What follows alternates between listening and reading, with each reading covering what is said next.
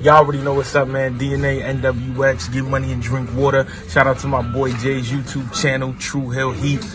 Follow it now, subscribe so y'all can catch all the stuff that's going down in the wrestling industry. Y'all know I'll be tuned in, man, from the Attitude Era. Yeah. Welcome everyone to the Pro Wrestling Spotlight. I got a job to do apparently. Welcome everyone to the Pro Wrestling Spotlight presents True Hill Heat 63. We are back once again. We are going to be discussing a lot to unpack on this episode. We're going to be talking about the new beginning shows from New Japan Pro Wrestling that happened over the last 2 weekends. We're going to be talking about Takeover Portland this weekend, as well as WWE Sweet Saudi Money 5 coming up next week. And we're going to be talking about backstage tension in AEW, Jeff Cobb appearing on Dynamite, and week 19 ratings for the Wednesday Night Wars. It is me, your True Heel Phenom, SP3. To my left, we have our resident True Heel alcoholic himself, the host of the newest show to True Hill Heat YouTube channel, Off the Rails, Top Guy JJ. Oh, hell yeah! Oh, hell yeah! Episode 1 is out, baby. I like, nice little viewership so far, Appreciate the love from you guys. They like you. They like you. They act like they like me. Someone I like y'all too, even though I need to get the fucking confusion out of the way with the pages and all of that shit. And oh my god, why did I forget about? So hold on, real quick, before we have the best introduction of here and the guest host, right? Yeah, I wanted to introduce our guest host. I meant to do this in the beginning, but he wants to rush me in my words and shit. So I got some shit to get off my chest with some of you idiots, right? Go ahead, man. There's some real dumb shit out here, right? So my boy, the true face of the True Heels, the host of the Romeo Report, put something up very simple. Shout outs to you, Romeo. Shout out to Romeo, bro. Shout outs to Romeo. My man says I judge people about how they hold their pizza.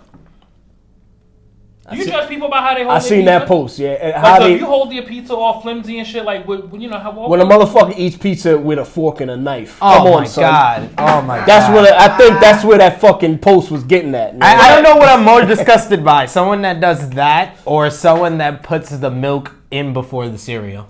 Oh, man. So, the dickheads that responded to this responds with dumb shit. How would you judge someone who eats pineapple pizza? Like, why the hell are you eating pineapple pizza? Help me out here. Pineapple pizza is delicious. I don't think you said anything about what the toppings were. So now we're talking about, that's how you rebutted it with pizza toppings. But so for those people, it's called a book. See this? It's got content. It's got words. There's even bookmark because it's actually being read. So there's a book. We need to read it because we need to read before we write comments and press send.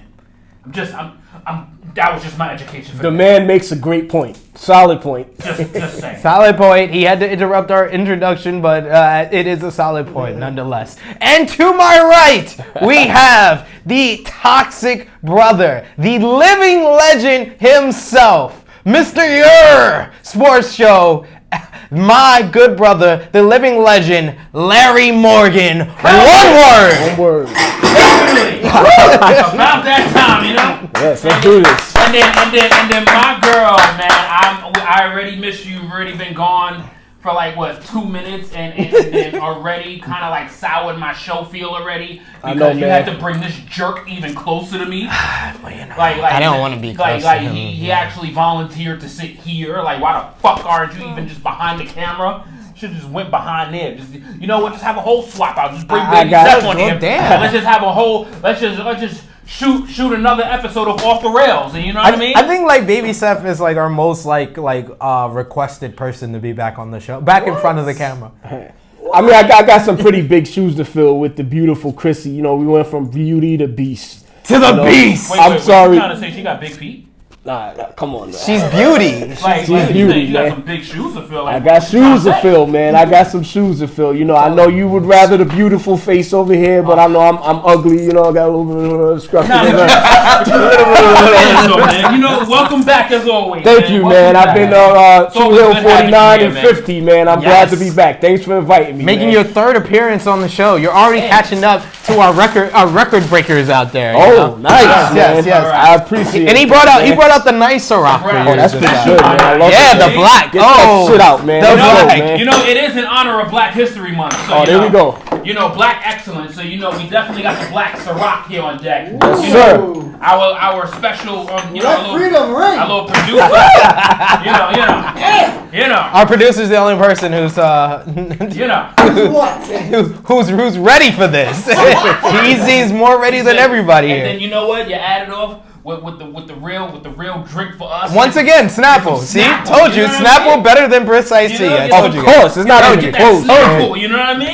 Purity. You know what I'm Snapple saying? is purity and Briss Oh, is and the that devil. fruit punch too, man. Absolutely, that's the best one. Fruit punch. All right. I like Snapple So, apple too.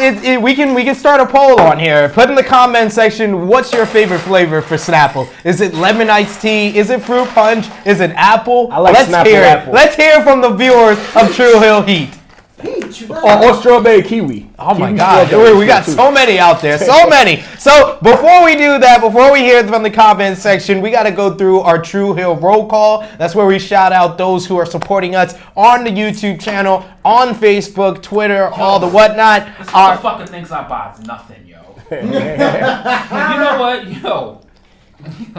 Wait till we get to that. Yeah, fill them cups up, bro. Anyway, so our top 3 conversation starters on the True Hills group page are True Hill Trinity. Coming in at number 3 is Beyond 3 Counts NK. Coming in at number 2 is once again the host of the Romeo Report. We're shouting him out a lot at the beginning of the show. Romeo Anthony Colon coming in at number 2. And number 1, once again, the record breaker himself, the Negro Buck, Nick Jackson. Man. Yes. Shout out to him, man. Shout outs to That's him my as dude. always. Nick Jackson, that's my dude. Couple of True Hills, we got to shout out Romy Fariz, Sean Young, Nick Blackman, Jake Sieper, Dominic Mendoza, and my namesake, Sydney Williams. And then the YouTube subscribers, we got to shout out new subscribers. Haven't heard about him in a long time. It's been a while. Shout out to Sean. He's commented a little bit more on the True Hills group page, so we had to shout him out. Eric Osario, Warren Mills, and $4 Robot. A couple of our new subscribers to the YouTube channel. $4 Robot enjoyed the All Elite recap with the guys Jimmy and Mac talking about Nyla Rose. So if you didn't hear them talk about Nyla Rose on their last All Elite recap, stay tuned for the next All Elite recap because I'm sure they're gonna have a lot to say. But before we get into our top news, let's hear from the True Hills and the Spotlight Nation. All right. Firstly, everyone is happy to see that Larry is alive and kicking. Absolutely. Thank you, man. Thanks for the support. Thanks for the appreciation, man. I appreciate it, man. Thanks for the concern. Izzy seems to like the Black History themed Ciroc bottles, and he's saying, Salute to the Hills. Break that shit up and bring it over here and then read those comments in a second. God damn. Salute, the gang is back. The gang You know is what I back. mean? We miss Chrissy. This toast is to Chrissy, of Yes. course, and Black History Month and Kobe. Woo, this is good. Oh yeah. Woo! Oh, we about to have a ball this one, boy. We about to have a ball, You know man. what I mean? You made Larry put out an ooh wee. You know what I mean? 5 minutes in. And you know what, Chris? You can kiss my ass. What did Chris have to say? Let's hear from What Chris. said was, damn, which Marriott minibar did JJ rob this Like, one? what the fuck? Like, I got a job, nigga. Like, what the fuck? Like, can I buy anything? Nope. No. Jesus, like, yo, it's every show I rob something. Yep. I robbed the mini bar. I agree. Come on, bro. Like, shit. You know what? No more shots for you. Well, damn. The Negro Buck says being on True Hill Heat is on his bucket list. Oh yes, we gotta have the Negro Buck. We gotta have the Jackson. Negro Buck. Maybe That would be amazing. maybe they have a show out in I forgot what part of the world he's in. Like he could put in the comment section. Maybe the next big show that's in his neighborhood, we can get him on the next. Yeah, we True take Hill. the shit on the road, bro. Exactly. We take it on the road occasionally. Maybe we'll be in Las Vegas for Double or Nothing weekend. Maybe we'll be out in Chicago for All Out. You never know with True Hill Heat. We never know what 2020 has in store. Anything else from the Spotlight or the True Hills? Chris G, gotta throw a blunt in there every once in a while, guys. He's not nice. If we weren't at my my place of avocation. This is a no smoking room, Christopher. Houston, Texas. Where the Negro Buck is at. Maybe we'll. Houston, Texas. I haven't been to Houston in a long time. Fuck Houston. We missed out on Raw Fuck Rumble. the Astros. Okay. I'm sorry, man. I'm sorry. I got a little bit in my. I'm sorry, bro. Well, damn. I'm sorry, man. I got a little bit of. No. Fuck Tell Houston, them how bro. you really feel. Are you kidding me? Go ahead, man. I'm sorry. This is a wrestling podcast. Well. Let's be fair here. I'm gonna save that for your sports on Saturday. Well, if we're gonna talk about Monday, sports, bro. listen. If we're gonna talk about sports, wrestling's a they sport. they love me in Houston, Texas. They love small men. Just look at the Houston Rockets. Anyway, so anything else on the Spotlight on the Trues? That is all for now. So let's get into the top news. So we got to talk about backstage turmoil maybe sparking up in All Elite Wrestling. So Twitter handle by the name of Rover. This is the same Twitter handle that broke the news for the Revival asking for their release from WWE, as well as them turning down $750,000 from WWE. This is the same Twitter handle that did break the news that Marty Scurll re-signed with ROH and would be taking booking opportunities. So it's first reported that there is rumored tension among the EVPs, the executive vice presidents for All Elite Wrestling, regarding creative direction, namely the Nightmare Collective. Kenny Omega, who has been booking a lot of the women's division, was reportedly the one behind cutting the Nightmare Collective angle, which caused tension. Of course, they haven't said particularly like what the tension involves, but we can almost assume that maybe it has to do with Brandy Rhodes' involvement in the Nightmare Collective, and maybe Cody having a difference in opinion from Kenny Omega and the Young Bucks. So this also follows reports that Tony Khan has taken on more of a hands-on approach with the current direction for All Elite Wrestling, with reports saying that he has done a lot of the work creatively for the Jon Moxley versus Inner Circle storyline, as well as the Hangman Page angle. So what are your guys' thoughts on the rumored tension backstage with All Elite Wrestling? This is the first time we're hearing anything like this in the full year that All Elite Wrestling has been as a promotion. So what are your thoughts on that, Top Guy JJ? First of all, it's good to be with you guys. It is. But first of all, goodness gracious, if Kenny Omega has a hand in this women's division, take that shit immediately. Immediately. Like, no more power for Kenny Omega, because that division has sucked since it started. Goodness gracious, if that's true, just throw Kenny back in the ring. Give him more matches, less time in the back. Just get your ass in the ring. You talent. You are not talented in the back. So, whoa, if that's real news, Kenny, get the fuck off the booking team. Secondly, if that has any more truth to it, shouts to Tony Khan, because those are two of the best freaking stories going on in AEW right now. So that's some major props to you, dude. Like, damn, you might have a little bit more wrestling fandom in you than we actually realized a year ago. Like, that is pretty fucking awesome. Yeah. That Tony Khan has partially had a hand in these two storylines, because that's just been pretty damn good. So I listen, I ain't got nothing to say about nothing but good praises for you, Tony Khan, but Kenny, get the fuck off the booking team.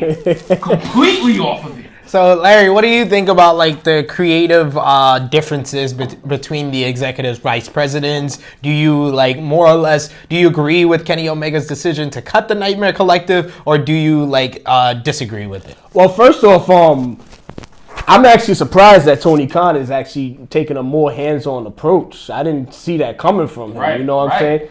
And kind of to piggyback off what you were saying about the women's division, it has been kind of lackluster, but no, that shit has been trash. Yeah. Just be real with it. But Britt Baker is like, oh my God, I love Britt Baker. like that's what I talk to my guys. I talk to my guys on the All Elite recap every other week, and they were the first ones to tell me it was like the greatest heel turn that they've seen in the past decade is heel Britt Baker. Yes. But that promo last night, I've seen the. Oh my God, the heat she got when she called them the Whataburgers. She called them Whataburgers. Nuclear heat, man. But that's the only like bright spot in the women's division right now is Britt Baker right now. Like in a short time moving forward, it seems like, you know. But It's surprising to see Tony Khan putting his hands in there. Bravo.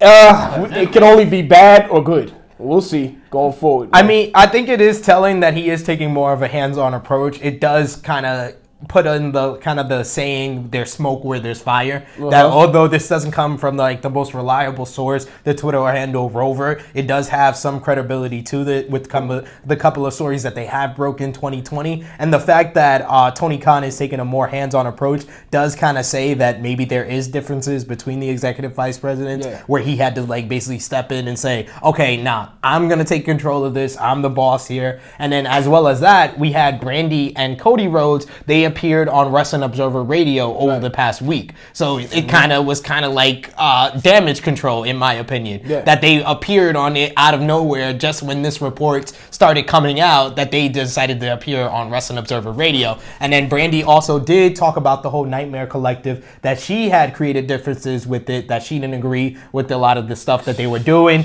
She's the one that put out the segments with her and the psychiatrist talking, which kind of gave some background to the Nightmare Collective, but that she kind of agreed that it kind of fell apart. It was trash! Yeah, That's probably. the worst thing that AEW has done, and they've done amazing things. But if you're going to be real about one thing, that women's division and that story was straight caca. That shit was straight caca. So y'all really think Kenny Omega sucks as a booker? I don't think Kenny Omega sucks as a booker.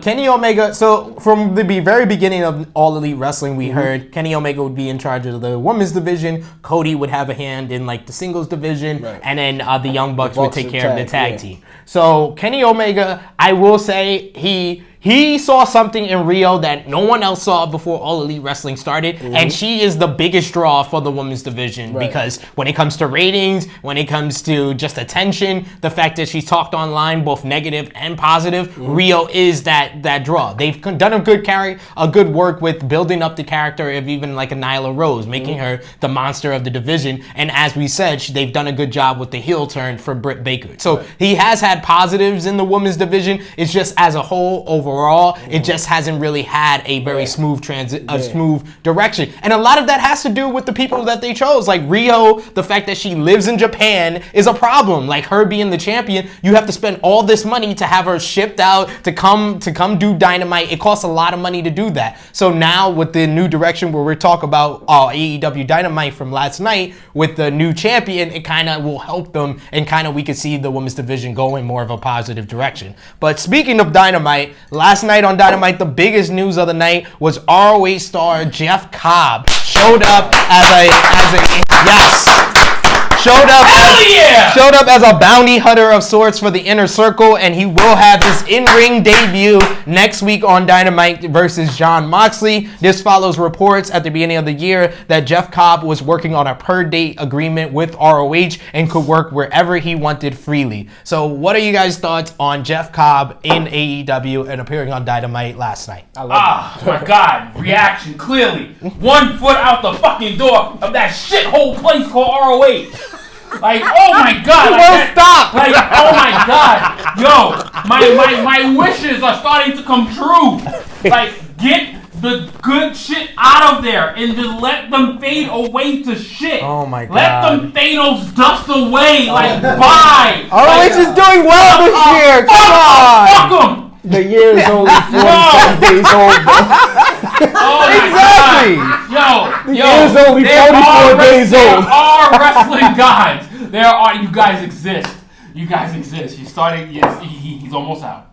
He's almost out. I love ROH though. I got a special place in my heart for ROH, and I really want them to pull it together. They're doing a lot of positive things to start the year. Man. Like this guy just wants to ignore it because they made him look dumb last year. He was all in defense of them after the Elite left, and I told them it was all going downhill because Delirious was bad booker. I told y'all that was my.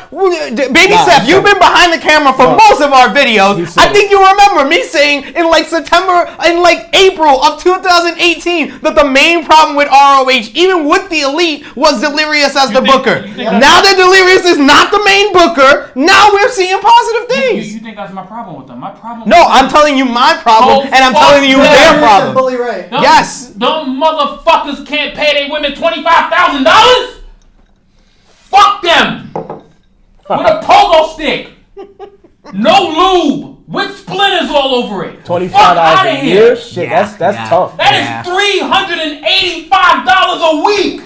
Like, what the fuck? Most of us are making way more than that. Try to convince them they can suck any type of dick that they can get their mouth on. They have Jonathan Grisham there. He's training the women. He's advocating for them to get paid on the same level as the men. They're doing positive changes in Ring of Honor, and you need to recognize that. But this is about Jeff Cobb. I'm excited for Jeff Cobb on Dynamite. I like him being in the Inner Circle. It kind of makes the Inner Circle even more diverse than it already was before. Like you have a bounty hunter in Jeff Cobb. You got Jake Hager. All right, let's hear from the comments. I know that's why you're laughing. This is the comment of the show right here. Chris G, there's a fucking purple Medal of Honor for every all of his comments. I heard ROH about to start holding shows at daycare centers. Still won't sell them out. That's fucked up. That's fucked up. Daycare centers has like 8 chairs in it. That's fucked up. They got the fucking blocks with the letters and shit. So mean. That's so mean. Chris is saying that from experience because he drops his daughter off there every morning. And he's like, she got free tickets. Yeah. He was like, my daughter can sell out this place better than ROH. Chris' daughter's the booker, man. Nah, she's better than Delirious. But yes, Jeff, what was your thoughts on Jeff Cobb on Dynamite? Oh, I didn't get to watch the episode, but I seen clips of it. I like to see it. My only thing is I just hope they don't make the Inner Circle like the NWO was, just adding motherfuckers left and right. You know, that's my whole thing about it. Like every week, just adding another motherfucker. So other than that, I like it though, man. I was always a Jeff Cobb fan, so I want to see where it goes. What's your guys' thoughts on people that felt that the Jeff Cobb debut was kind of botched, and the fact that Chris Jericho did basically a promo to tease Jeff Cobb, then they did like a little vignette to kind of introduce him to the audience, and then he debuted at the end of the show. Some people said it was kind of overkill or a little bit too much at once, or some people said that it kind of ruined the surprise pop that he could have gotten if he just appeared at the end of the night. 1,000% agree with that. I don't agree with that. Jericho's introduction completely eliminated the shock pop. It was just like, it was shocking to hear and it was awesome, but you know me, I love my shock pops. Oh yeah. I love my shock pops. That just completely deflated the entire process of getting a shock pop.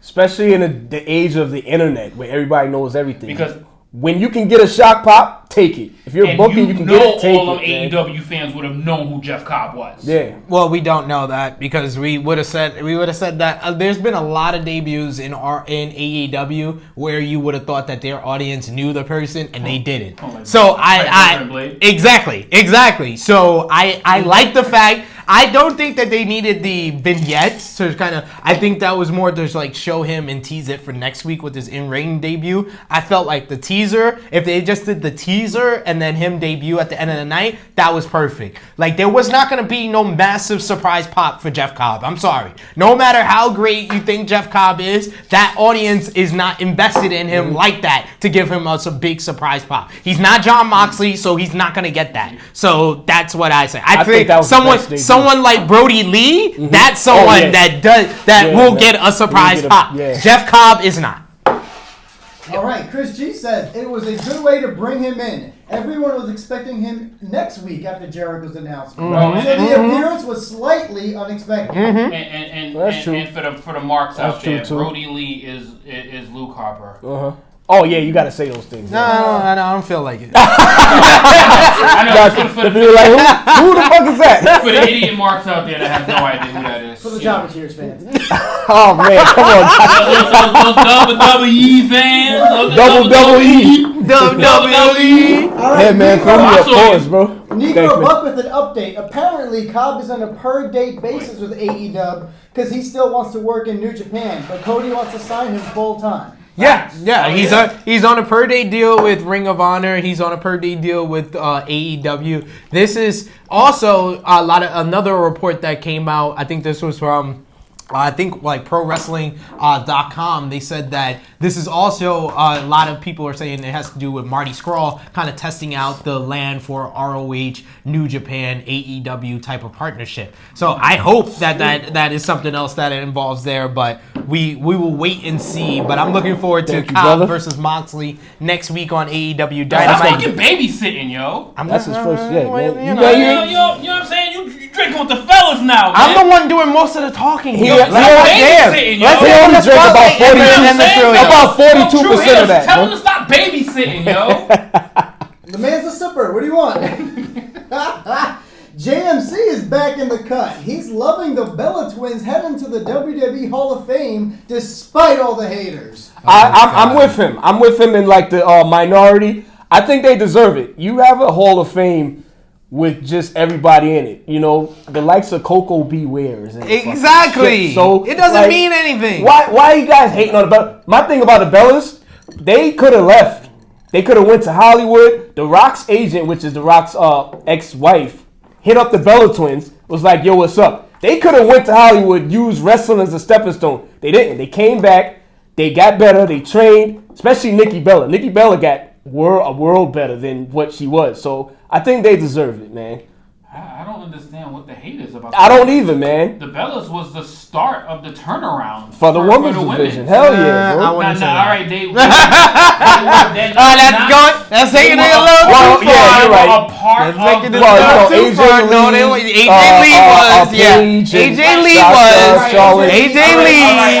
AJ Lee, then Paige was. They were not the pioneers, but they were there when it started to shift. They were around. I think they exactly like okay.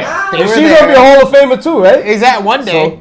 No, I thought it was this year. Right? Maybe, you never know. I thought they only have one female entrant every year. They did work hard, not for nothing. They did work hard, and they are probably the biggest female mainstream made out of the WWE in the past decade. I will give them that. I will give them that. Fucking bushwhackers are in the Hall of Fame, so I definitely don't have a problem. Exactly, it doesn't mean anything. Drew Carey. I mean, that's a celebrity wing. So, the president of the United States is in the fucking WWE Hall of Fame, bro. Izzy says March is going to be a whole lot of madness for AEW when it comes to the big boys. Cage, I see in the summer or fall when he's at 100%. Archer, I can see him debut before the summer, but Brody Lee is going to be a bona fide. My man SP3 is drinking, son. Oh yeah, there it is. Let him talk. See that? Let him talk. That was you interrupted him. You're interrupting the people. You're interrupting the people. He's about to be a daddy. Izzy, man. Exactly. Let Izzy talk. You know how many times Izzy has interrupted me?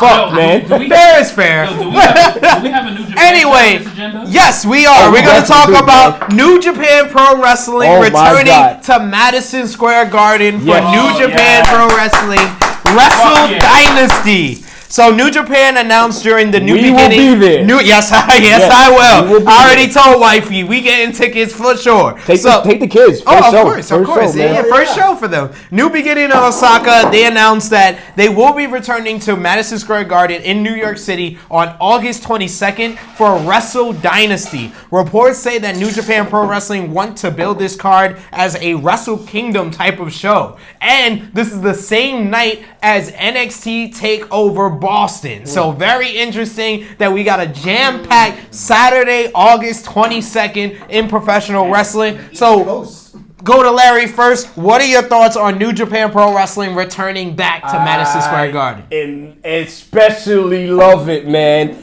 And the show in Boston, fuck Boston. But gonna be a Turnabout is fair play.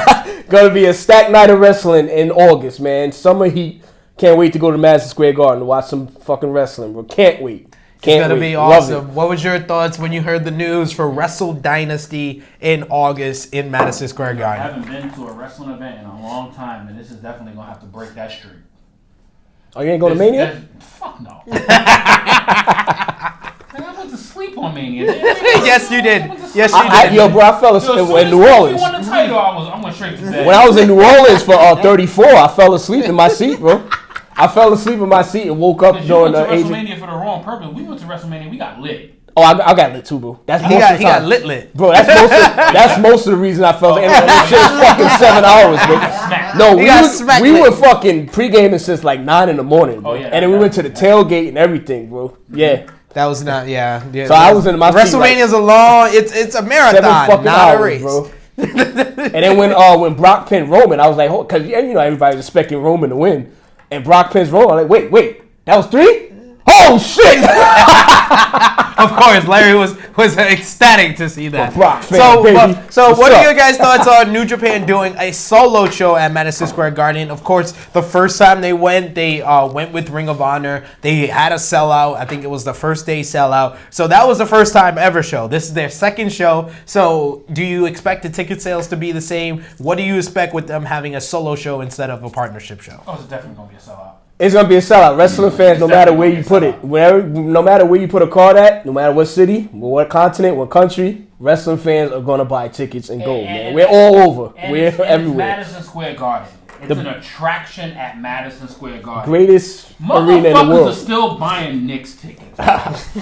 Like, Knicks games sell out, bro. Games are That's still true. selling out. Come on, That man. is true. Now, when New Japan Pro Wrestling comes through with what they've been delivering over the past number of years, and after what we experienced with G1 Supercard, because we know that shit was all New Japan and ROH was straight doodle shit. Yes. Straight doodle shit. The reason why it Doodle wasn't caca. in my top 5 shows of the year was probably because of the ROH side. And I know my fellow Knicks fan, Chris Gutierrez, is watching. He felt some type of way. Yeah, he felt some type of way Just when like you just I said felt that. some type I of know way, he Chris. did. I know he did. So what do you guys think is going to be the main event for Wrestle Dynasty? So if they're building this to be a Wrestle Kingdom type of show, they have to give us a Wrestle Kingdom type of main event. They can't come back with Kazuchika Okada versus Jay White again. They have to have a Wrestle Kingdom type of main event. So what do you guys think that's going to be? Well, you still gotta have Okada, I think. I think that's a safe bet. Yeah, you can't go wrong with Naito. Okada Naito rematch? Yeah, that or you can't go wrong there. Jay White, obviously, Switchblade, So you think? So if I asked you, what's the one main event that would get a lot of wrestling fans to buy a ticket on the first day? What would it be for New Japan right now? I think you got to go Okada. He's always the safe bet. But Okada versus Naito? Yeah, Naito or rematch with Jay White. I think so. I love that match, bro. I love that match.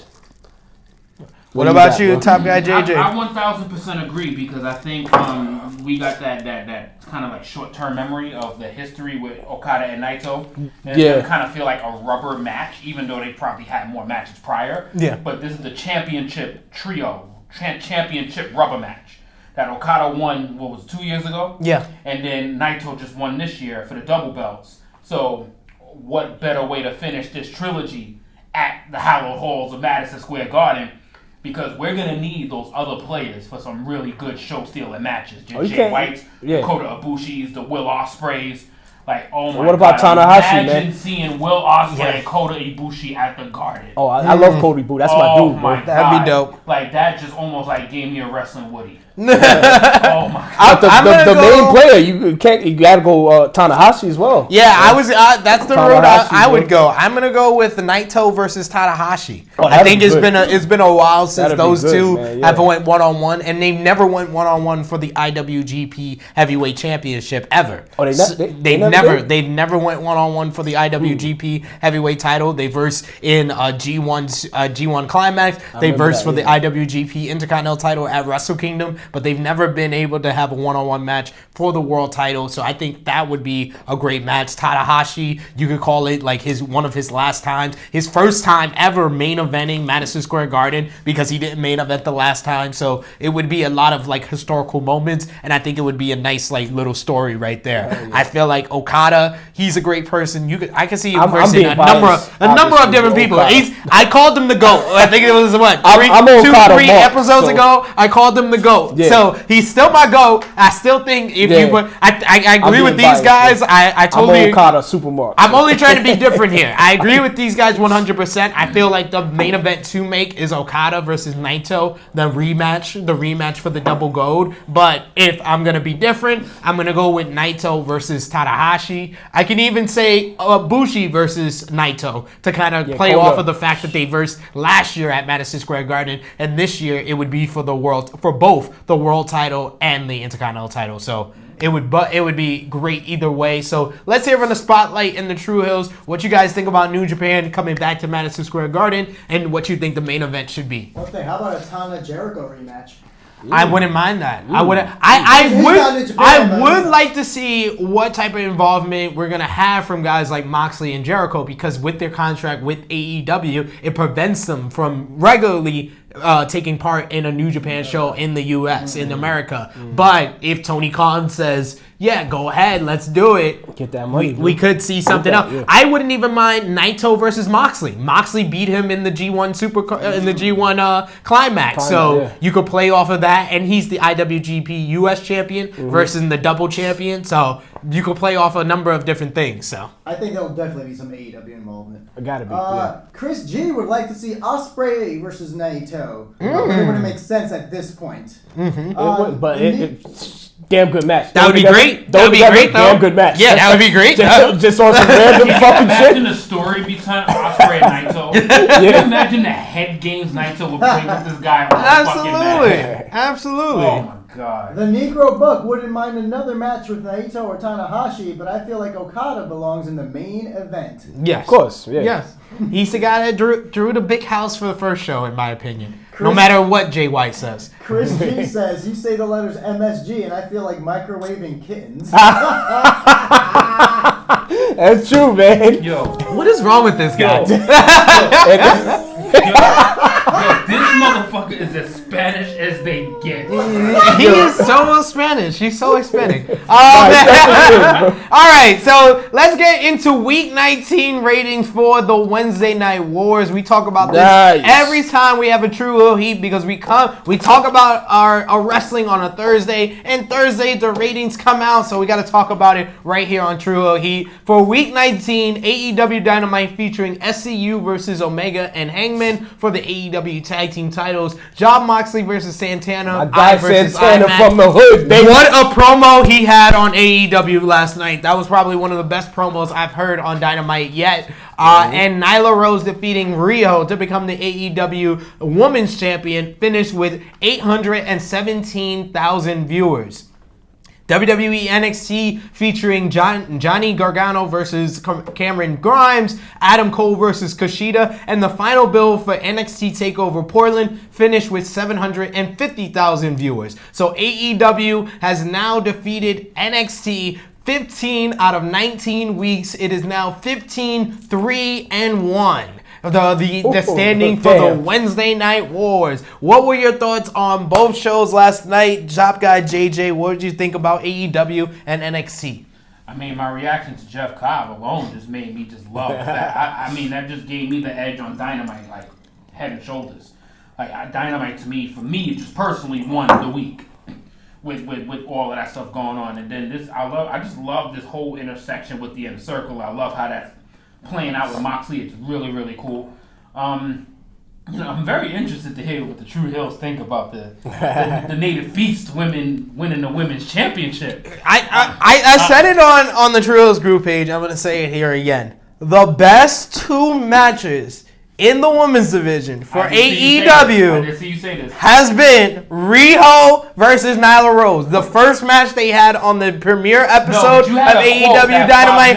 And I'm going to get to it. Yes. And the match last night. Yes, The best 2 matches from the women's division for AEW has come from a 90-pound anime character and a 200-pound woman that used to be a dude. Yes, AEW women's division in a nutshell right there. But I just got to give credit to both women because they have just a very unique type of chemistry. And they give me a lot of vibes of like the old Gail Kim versus Austin type of feud. That's the feud that put TNA's women's division on the map. And honestly, in my heart of hearts, watching that match, seeing the reaction from the crowd, seeing how Rio like just gets people into the match, just being that sympathetic character, and Nyla Rose just being the beast. This is the feud that AEW needs to hang their hat on to build their women's division, honestly. Like, watching that match last night just kind of confirmed it for me, because I was like, they did it again. Like, they stole the show again on a night that had SCU versus Omega and Hangman, which was probably the best match on either show of the night. But Trigger. Yes, that combo buckshot V-trigger was murder. That was murder. That looked like murder. Yo, how is people next not need infusion surgeries after this? And man, I can't wait to watch it. Oh my god! And that's why I agree with Top Guy JJ. AEW won the night because there wasn't a miss on AEW for me. There wasn't a down moment. Like every moment hit. Like the Breaker promo, calling the crowd Whataburgers and doing the Austin and then putting the arrows down. That was awesome. Santana's promo, if you want to talk about building a new star, and just by the words that he's speaking and using your real life, him talking about his blind father and how he related to that with his eye getting poked out by Jon Moxley, that elevated him. The MJF versus Jungle Boy match, that was like seeing the future of AEW in the ring before your eyes. Like, there was just no down moment on AEW. NXT was a really good show. I'm not saying that at all. I'm not saying NXT was a bad show. It was a very good show. Because a lot of people think you're a WWE hater. They do. Because this guy owns stock. I own stock in WWE. Why would he I'm pulling my hair out because of the president's quitting and the stock price. So why would he want it to fail? I love watching people that, you're a WWE hater. You're just an AEW mark. I'm like, this guy had stock in WWE. Why would he want it to fail? There's no one who's a nigger fanboy than me. Anyway, let's hear from the spotlight. High five, brother! High five! High five! High five, you fucking racist! High five! High five on that one.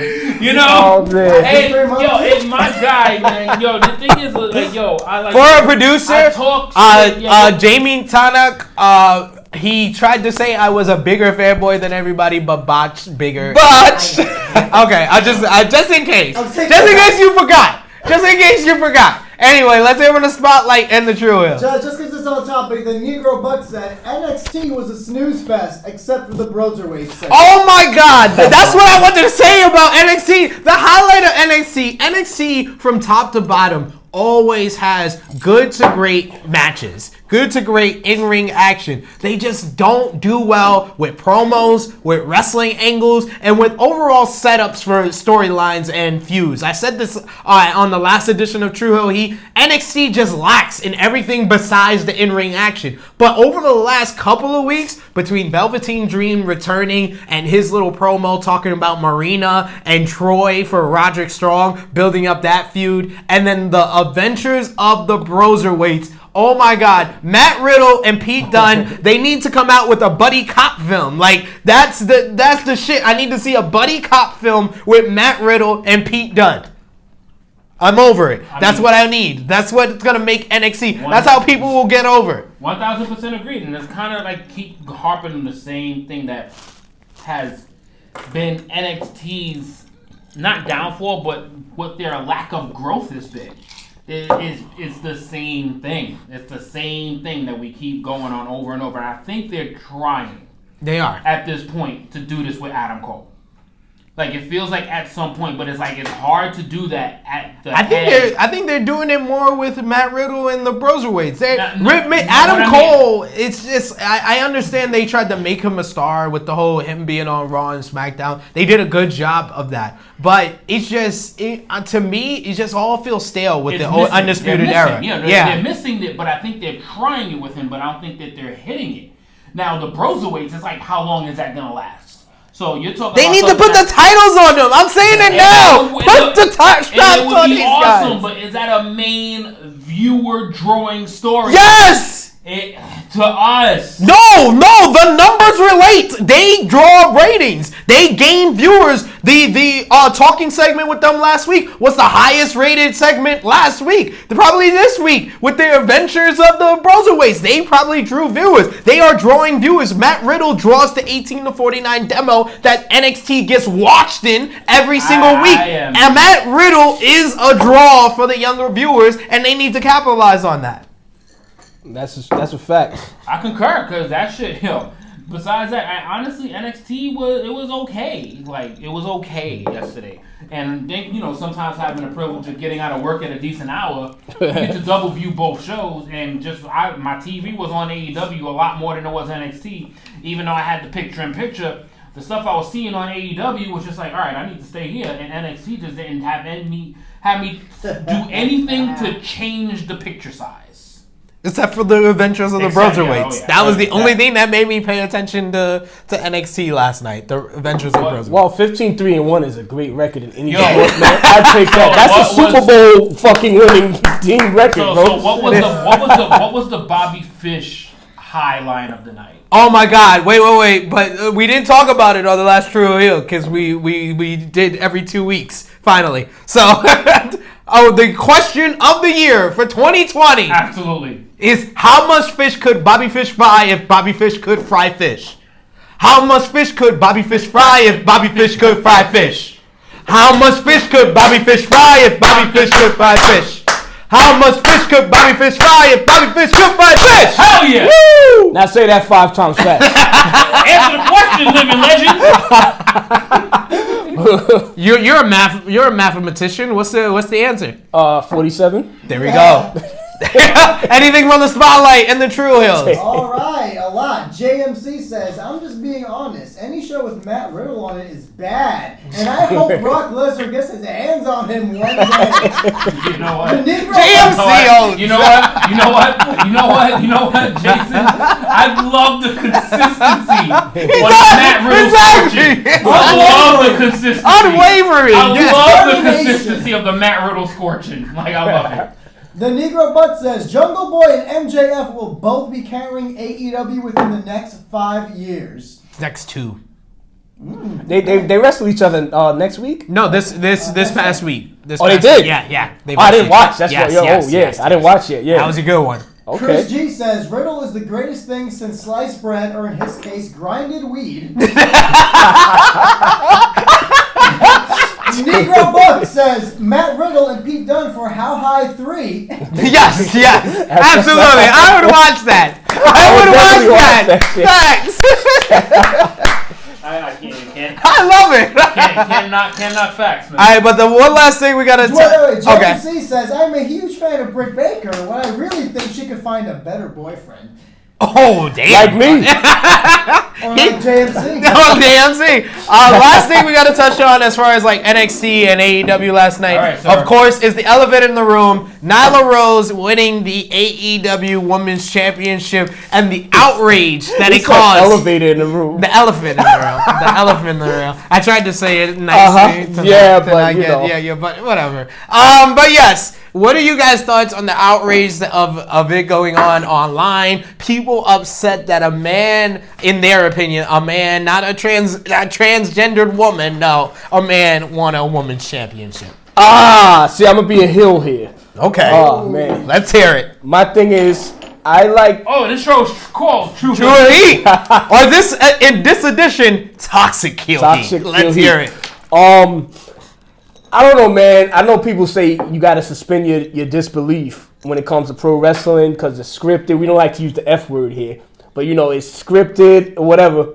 I don't know. I like to treat my pro wrestling as if it was real, as if it's symbolizing realism. And, Preach, brother. Yeah, of course, man. Preach on it. I like to treat my pro wrestling as it's simulating real competition. I have a problem in MMA, mixed martial arts, where they have transsexuals One just was competing in the women's division and broke the girl's skull. I have a problem with that shit. So when you have this in pro wrestling, and I like Nia Rose, man. I'm not a Nia Rose hater or anything like that, but I'm not too, it's a slippery slope. It's a double-edged sword because now, officially. Say it with your chest, brother. That's a woman now, they identify as a woman. I left a post earlier saying, fuck it. Now that everybody's identifying shit, I identify as a fucking demigod now. So fuck it. I identify as a demigod. Say it loud fuck for it, people man. in the back. I'm a fucking god now. I identify as a god now. Fuck it. Just some people want to identify as shit now. But it's cool, Nia Rose, now she's a woman or whatever. I don't know, man. And I keep the same energy because I wasn't too much of a big fan of Tessa winning the TNA Impact Championship. Remember I was like, you're a Tessa I don't fan. like it. And I love Tessa Blanchard, man. But I wasn't a fan of that. I think women should wrestle women, men should wrestle men. It should be two different divisions. I mean, sue me if I sound all conservative and shit, but, it is what it is. No, you know what you sound? You sound like somebody that has a real opinion that's not being PC. Well, here's a question. Should there be a transgender division? No, there's not enough women to. It's not enough tranny women. There's not enough transgender men or women to division of support one or that in two. wrestling.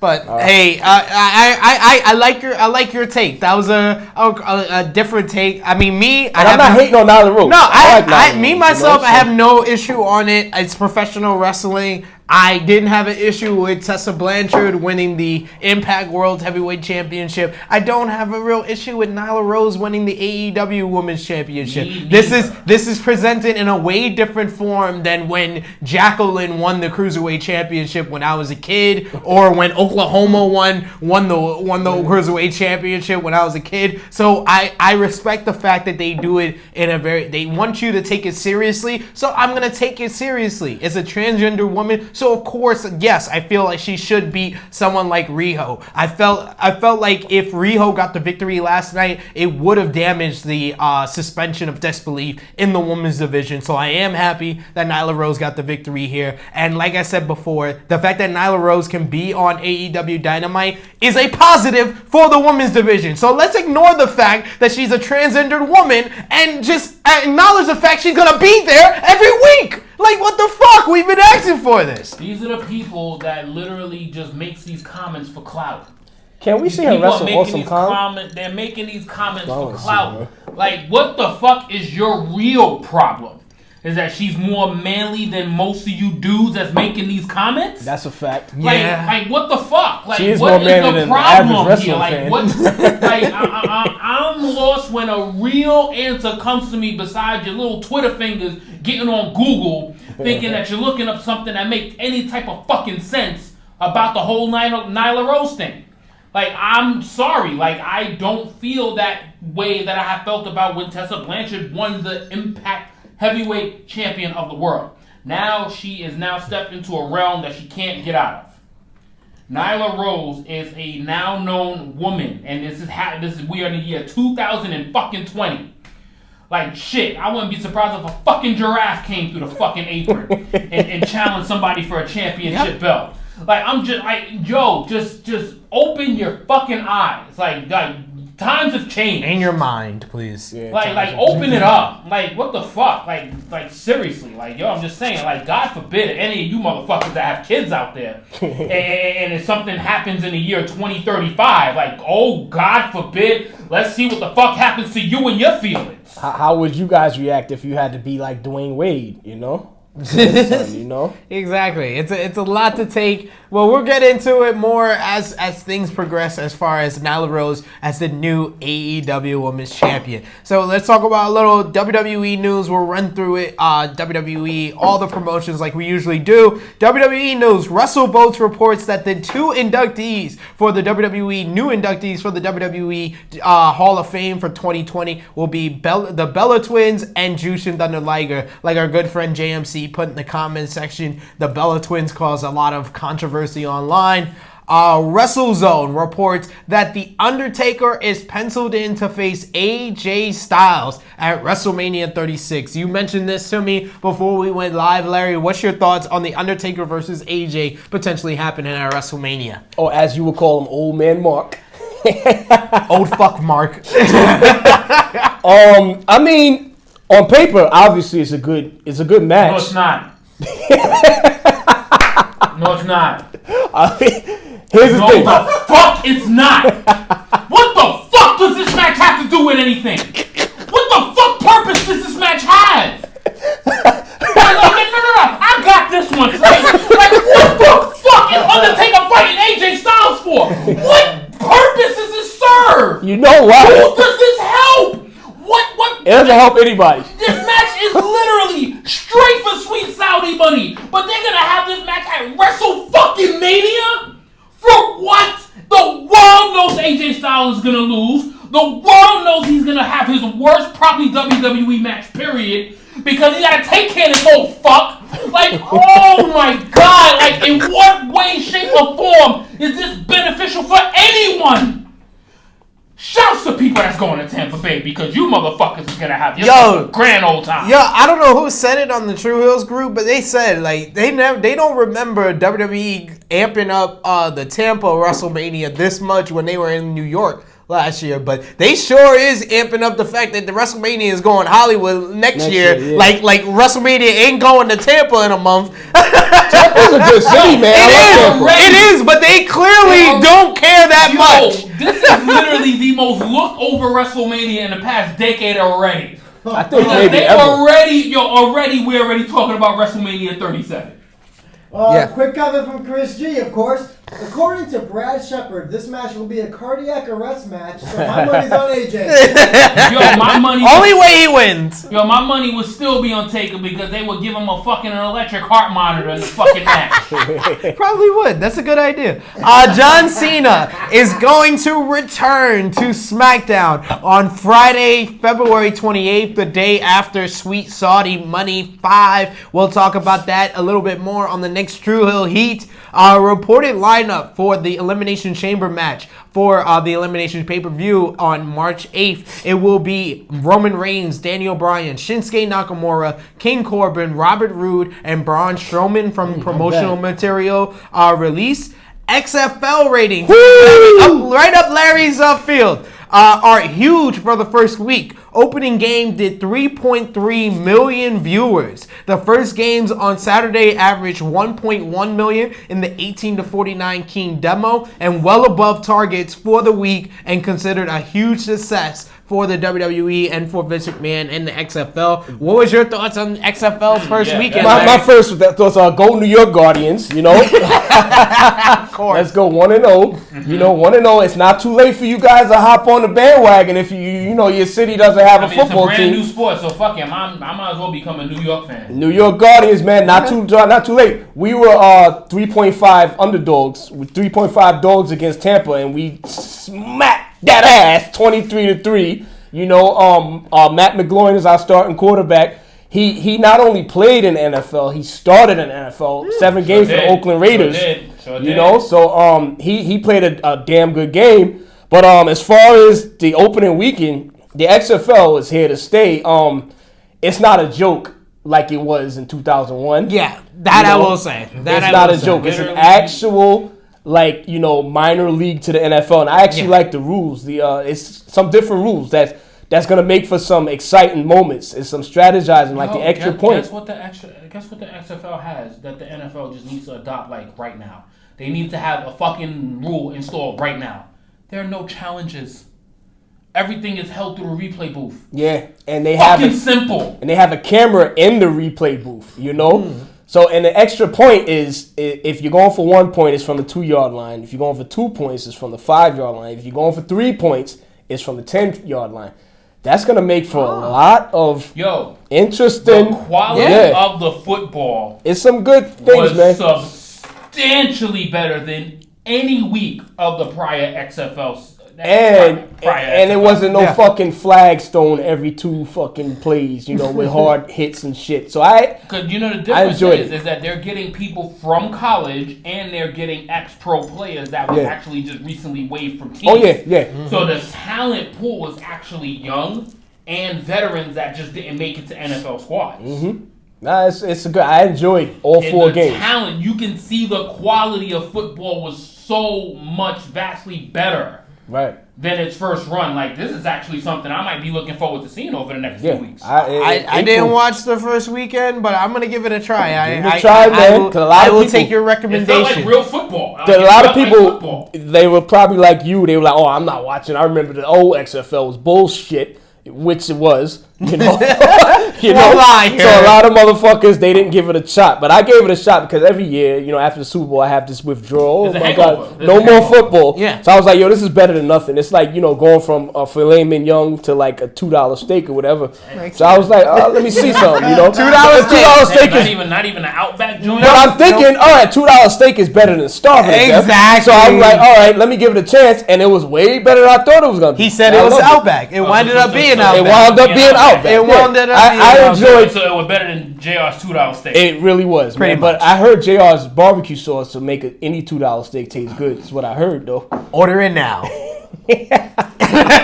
WWE also announced that WrestleMania will be going Hollywood next year. Like we said before, WrestleMania 37 will take place at SoFi Stadium in Los Angeles on March 28th, 2021. AEW news. Pre-sale for AEW Double or Nothing for May 23rd, Saturday, May 23rd, went on sale today. Said to be going very well and expecting a sellout announced tomorrow when it goes on sale to the general public. Dustin Rhodes versus Jake Hager announced for AEW Revolution on February 29th, as well as Sammy Guevara versus Darby Allin was teased on AEW Dynamite last night for AEW Revolution on February 29th. I'm very much looking forward to Sammy versus Darby. I've been liking the non-talking promos from Darby Allin, been definitely showing his creativity.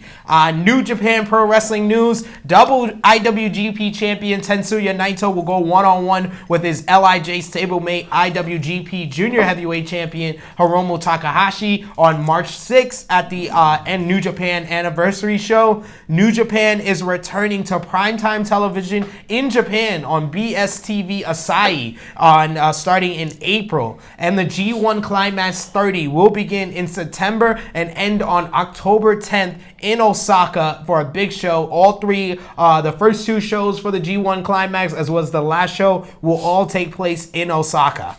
ROH news. Let's get to it.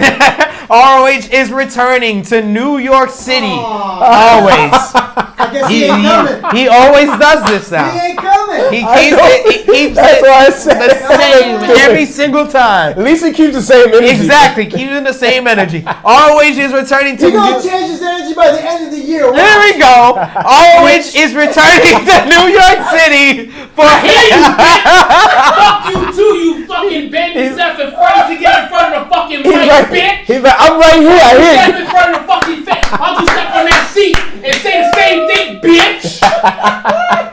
ROH is returning to New York City for Battlestar 2020 on April 23rd. I don't know. April 23rd from Terminal 5 in Midtown, New York City. It will feature the quarterfinals. It's called Battlestar. What kind of Pokemon shit is this? I don't make the names. I don't make the names here. And it will have the quarterfinals of the. That is a cheesy name. Yeah, though. it is. Battlestar. It definitely is. What It the definitely fuck is that shit? I won't lie there. They're gonna fight in space. That sounds like some fucking Sonic game, Battlestar Zone. Shit, what the fuck, And man? it will feature the quarterfinals for the ROH Pure Title Tournament. Homicide versus Brody King is now official for ROH Past versus Present, which will go on during ROH 18th Anniversary Weekend in March. And there will be a tournament to determine a new ROH Women's World Champion starting in April. Yes, Top Guy JJ, like we said before, Jonathan Grisham is now in charge of Women of Honor in the women's division. He is now helping the women with training at the ROH dojo, as well as helping them get paid on the same level as the men. This guy. NWA news. Speaking of ROH, the Villain Enterprises, the villain Marty Scurll has counter-offered NWA World Heavyweight Champion Nick Aldis for the NWA World Title match at Crockett Cup 2020, offering to pay Aldis $500,000 if he loses to him at the Crockett Cup. The location and date for the event will be announced next Tuesday on NWA, and the debut of NWA The Circle Square will take the place of NWA Power this week. NWA will have young performers. This guy, the worst. Young performers try out on a national stage for an opportunity at an NWA contract. Ken Shamrock will be the next inductee into the Impact Wrestling Hall of Fame this year. So props to him. Ken Shamrock, the MMA great, UFC great, WWE great. Tessa Blanchard will defend the Impact World title versus Michael Elgin and Eddie Edwards in a three-way match at Impact Rebellion on April 19th at Terminal 5 in New York City. MLW form a partnership with Dragon Gate. Amazon is in talks with MLW for a TV deal, and AAA and MLW will hold a huge joint event in Mexico on March 13th. So that is all the news for this edition of True Hill Heat 63. Anything for the spotlight of the True Hills before we get into what we missed? The Negro Buck says, deadass thought SP3 was going to say Battlestar Galactica. It did sound like that almost. It was close. Chris G said... Wait, hold on. They should be getting sued, right? Well, go ahead. They didn't add the Galactica. You just cut out the Galactica, put in 2020, you're good. Okay. They just missed. Just missed the copyright infringement. Chris G says, $2 steaks taste like sawdust and 6-week-old shark oil. Didn't you say your lasagna tasted like that? I said my lasagna tasted like wood. That shit was pretty bad, but this ain't about my lasagna. It's about True Hill Heat. Go on. Toxic Hill Heat. Kind of wasn't mentioned before, but since Negro Buck asked, why the fuck is Rude being promoted for the Elimination Chamber? Ali must be somewhere crying his eyes out. Well, as Cedric Alexander has put on Twitter, they don't care about him nor Mustafa Ali. They don't care about anyone who gets called up. That? Yeah, well, Cedric Alexander went on Twitter and basically expressed his frustration. He said frustration would be an understatement for him right now. I mean, I figure they put Robert Roode in there to be like that help for King Corbin or whatever. So, you know, you can't have a heel like King Corbin in there by himself. He's a weasel type of heel, so he needs to have that henchman with him. You know, but the other wrestlers in there, that's pretty good shit, man. Nakamura, Daniel Bryan, Roman Reigns. They need to just start off with Nakamura and Daniel Bryan. Yeah. Start off with those two, and the match will be good. Ali, Cedric, Nakamura says hi. Hey, he's doing better than them, I guess. I guess you could say that for Nakamura. Says hi. That's the least we can say for him. So what we missed New Japan Pro Wrestling, New Beginning in Sapporo Night 1. The two big matchups was for the Never Openweight Championship. It was Shingo Takagi, just as I predicted, defeated Hiroki Goto to win the Never Openweight Championship. Tomohiro Ishii, just as I predicted, defeated Evil. I'm saying that because Top Guy JJ picked the opposite on both of those matches, and both of those matches went in the opposite direction. And Moxley and Okada, the Dream Team, they teamed up on Night 1, but they fell to Taichi and Suzuki as Suzuki got the victory over Moxley. The match of the night was Shingo versus Goto. It was a hard-hitting affair. But I believe you, bro. I loved it. that was hard-hitting as hell. Shingo Takagi once again proving he is one of the top wrestlers in all of the world. And the MVP of the night in Sapporo Night 1, in my opinion, New Beginning in Sapporo Night 1. I give it up for Shingo as the MVP. Tomohiro Ishii versus Evil was another great matchup, but I feel like Shingo and Goto was still edged it out a little bit. So, New Beginning in Sapporo Night 2. The biggest moments of the night was Okada getting the victory over Taishi in the main event. Very long matchup. I think it was over 30 minutes. Didn't need to be over 30 minutes. I'm just going to say that. But Okada gets the victory. And Zack Sabre Jr. getting the victory over Ospreay. Always great matches. Making him pass out with the Cobra twist in an instant classic. One of the best technical wrestling matches I've seen in over a year, and I will say it's the best technical wrestling match that I've seen Will Ospreay in. If you still think Will Ospreay is nothing but moves and spots and high flying, you obviously haven't been watching Will Ospreay in the past 2 years. Been watching wrestling. He's been the best wrestler in the past 14 months. Watching wrestling. Within the past 14 months. There's more shows beyond the USA Network. And Zack Sabre is to me the best technical wrestler in the world right now. And he has been for almost a decade now. Yeah. For almost a decade, because this guy just can take a basic move and turn it into a submission. Yeah. And have his opponent down on the ground. He's so good, my grandmother even likes him. My grandmother's like, it's a skinny guy. She always tells me, it's better than the regular one being WWE. She's like, it's this real skinny guy with all the holes. And I was like, oh, Zack Sabre. Yeah, that's him.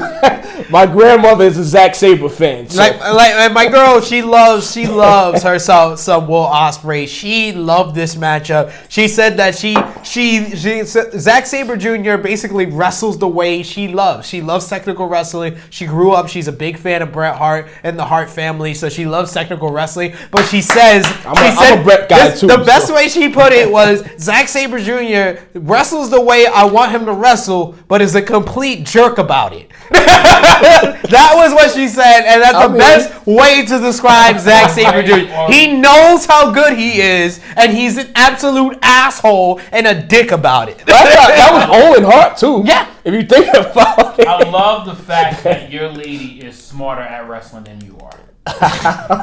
This guy. I dare you argue that. I dare you on True Hill 863 argue that you are a smarter wrestling fan than your woman right now. Well, I said Okada was the GOAT, so of course I'm smarter. Well, there it is. I'm just saying, there goes your gift for smoke. Well, she does watch the show, right? She does. So she'll see it. Shout out to Tia. She'll see it. Shout outs to you, baby girl. Moxley and Suzuki, they went to war in the crowd. It was an 8-man tag. The other 6 guys in the match, no one cared because everyone was paying attention to Moxley and Suzuki fighting in the crowd. Match of the night was Zack Sabre Jr. versus Will Ospreay. Of course. An instant classic. One of the best matches of the year, in my opinion. And the MVP, Will Ospreay, once again showing that he is much more than high flying. New Beginning in Osaka was the big show that ended off the New Beginning tour. The biggest moments was Naito defeating Kenta to defend the IWGP Double Gold. Then he challenged Hiromu Takahashi, like we said before, for the anniversary show. Moxley versus Suzuki. My God, if you're watching this episode, Larry, JJ, if you didn't see this match, this was an absolute fucking war. This was a war of Suzuki being the baddest. It was basically the best way I could put this story is Jon Moxley is a badass. He's a badass and he's a bad motherfucker. He's been one. But Suzuki is badder. Mm-hmm. Suzuki, Moxley can hit you very hard. Suzuki hits harder. Of course. Moxley is evil. Moxley will bite you. Suzuki bites harder. Moxley will go crazy and get chairs and tables. Suzuki will get chairs and tables. Crazier. He will get smashed through a table and then be smiling. That was the moment of the whole match, was when basically Moxley gets caught into an armbar by Suzuki. This was following Suzuki smashing his arm with 2 steel chairs. He puts him in an armbar. Suzuki's laying on the apron. So Moxley deadlifts him from the triangle position and power bombs him through a table. Moxley is down on the ground holding his arm because his arm is hurt. The camera zooms in on Suzuki through the table. and he's just smiling like this. The whole crowd pops. Like, that was the moment of the whole fucking match. Like, it was just amazing how these guys did. Like, you want to say a Will Ospreay match goes 100 miles an hour. These guys went 5 miles an hour and got the most out of it. So that's what makes a great professional wrestling matchup. Bastards, man. And that's why I love that match. If you didn't see that match, you should go out your way and watch it. Anything from the Spotlight and the True Hills? Negro Buck says, Suzuki and Mox is one of the best feuds of the year so far, in my opinion. Chris G says, Zack Sabre Jr. is this generation's Dean Malenko, the man of 10,000 holds. JMC says, in regards to Will Ospreay, I don't care to watch a gymnast. Who? What? Wait. Who said that? JMC? Wait. Yeah. Of course he did. You obviously don't watch, so it's cool. Keep not watching. Keep not watching because it's obvious. He said he'd rather watch a gymnast? Yeah. He doesn't care to watch a gymnast. You obviously don't watch, yeah. Like, So the Negro Buck said, in response, if you think Will Ospreay is just a spot monkey, you're lying to yourself. He's proven he's more than that repeatedly in his matches with Ibushi, Zack, Okada, and Shingo. The man can wrestle, man. He can wrestle. And Izzy responded, 2019 alone showed the full arsenal of what Ospreay can bring to the table. Absolutely. But JMC, you can stay in the dark. It's okay. Darkness is okay. Santana talked about it in his promo last night. You can stay in the darkness. It's totally fine. You want to say something, JJ? I hope that comment was just referring to Zack Sabre Jr. and not Will Ospreay. No, it was referring to That's not a Ospreay. gymnast. Nah, it was referring to Will Ospreay. What? Zach is a technical What in wrestler. all man. the fucks are we talking about right now? I'll take another one, bartender. They're all gone. Oh, shit. Well, damn. We We're working our way through. Yeah. Oh, you finished them? We have actually finished everything here. Wow. Nicely done. We have finished everything here. But back Nicely to, done. I don't feel a thing. You don't feel a that? fucking gymnast. Like what are we watching? Oh, matter of fact, we're not watching. He's not watching. He's Ospreay can wrestle, clearly. man. The guy can wrestle, man. I know you have your opinion, or maybe you're just trolling. I don't know. Maybe He's trolling. If you're not watching and you have an opinion on something, then you're trolling. You're trolling. Like, if Does you he don't watch? no, he said he doesn't care to watch. So then, So why do you have an opinion on it? Like, we'll talk about WWE again, JMC. Don't talk about this. Because according to JMC, he has an opinion and he has rights. I have rights. Anyway, after the match, after Moxley defeated Suzuki, ZSJ attacked him, setting up a Moxley versus Zack Sabre Jr. match, which I'm very interested in. These are two guys that are complete opposites, so them going at it for the IWGP US title is very interesting. Hiromu Takahashi and Dragon Lee tried to kill each other. That's all I can say about that match. It was an instant classic. They kept teasing the Phoenixplex, which me and Baby Seth, we saw live. We were there live in the front row for their last match when Hiromu landed on his neck from the Phoenixplex. So every time they set up for that Phoenixplex, like the crowd in Osaka, I was gasping. I was like, please don't do that. Don't break his neck. I'm going to cut in real quick, right? So to me, I think, Chris, you just lost your comment of the night. I think the comment of the night now goes to JMC. So he has called him. So Juice and Thunder Liger is going to be inducted into the Hall of Fame. He said Juice and Thunder.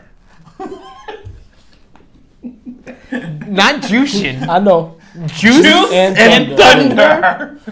It's all. Yo, living legend, like talk to him, like. Yo, who is this guy? Talk to him. Juice and Thunder!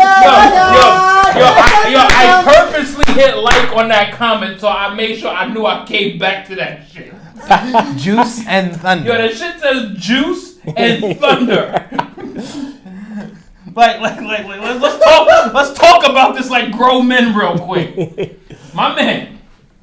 You ain't make a mistake when you did that, so there's no asterisk there with the comeback. You know when you put that, there's no autocorrect that puts Juice and Thunder. It would have Jushin gets auto-corrected to Justin. I know. Because I type it a lot. Let's talk about this like grown-ups now. This I shit can't has help nothing. if I'm using Siri. This ain't got nothing to do with Siri. This ain't got nothing to do with Siri. Jesus Christ. Good Lord, this shit ain't got nothing to do with Siri. My man, like I done Juice and Thunder. Juice and Thunder. We couldn't even get through to what we missed. Juice and Thunder. Juice and Thunder. Wow. Juice and Thunder. That's a shirt. No, he wasn't. We might have to change. We might have to No. change the title of this episode from Toxic Hill Heat to Juice and Thunder Lightning. And we didn't even get to talking about Juice Robinson yet. His Shit. iPhone wasn't ready. He meant to say Juice shit and Siri fucked him up. So anywho,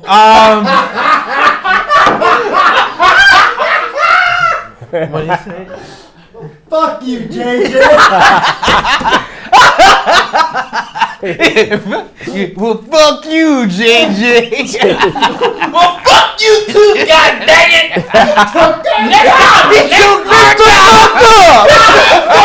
Next time, I'm gonna call my buddy Juice and Thunder Liggin to come kick your anus. You got that, son? It took off job. Juice and Thunder You Lightning. made my hog sick. Oh my And god. I'm gonna be there in 1 hour. And if you don't have my hogs, I'm gonna kick your ass. I can't. I'm over this. I'm over this. Well, if you want to kick somebody's ass, son, why don't you start by whipping mine, son? He about to call Trevor Murdoch from Ethiopia. Oh my god. Oh my god. I can't breathe right now. I can't breathe right now. Bucket of fried chicken. Tell him to bring that chicken. Tell him to bring that chicken. Oh my god. Oh, Yo, I don't think anybody laughed harder than me when fucking Jim Cornette said that shit. Son, I laughed for a solid 2 hours, bro.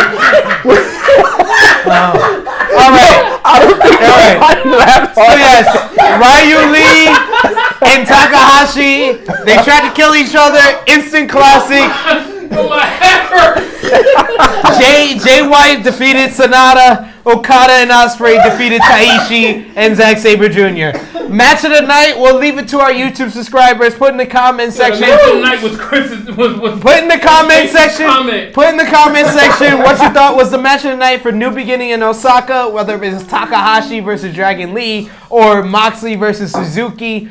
MVP was Suzuki for as far as I stand for Osaka. And J News Japan, the next episode will be all about New Beginning on Osaka, where he'll talk about it without any interruptions. I promise you.